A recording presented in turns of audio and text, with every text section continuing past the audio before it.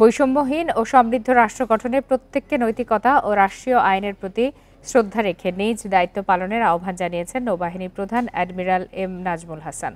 সকালে তৃণমূল পর্যায়ে ভোলা জেলার সার্বিক নিরাপত্তা, আইনশৃঙ্খলা পরিস্থিতি, রাষ্ট্রীয় অবকাঠামো সুরক্ষা এবং যৌথ বাহিনীর কার্যক্রম পরিদর্শনের পর একথা বলেন তিনি।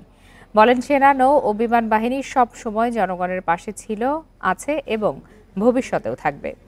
জানান, এরই মধ্যে নৌবাহিনীর সহায়তায় উপকূলীয় অঞ্চলের থানাগুলোর স্বাভাবিক কার্যক্রম শুরু হয়েছে।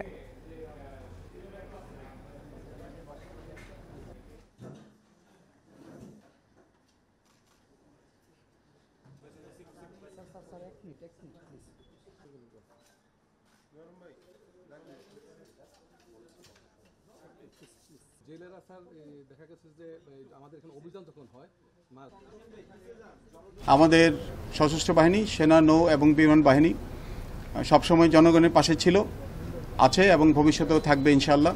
বর্তমানে যৌথ বাহিনীর কার্যক্রম, যেটা অবৈধ অস্ত্র উদ্ধার এবং অন্যান্য আইনশৃঙ্খলা রক্ষাকারী বাহিনীর যে কার্যক্রম, সেই কার্যক্রমগুলিতে সহায়তা করে যাচ্ছি।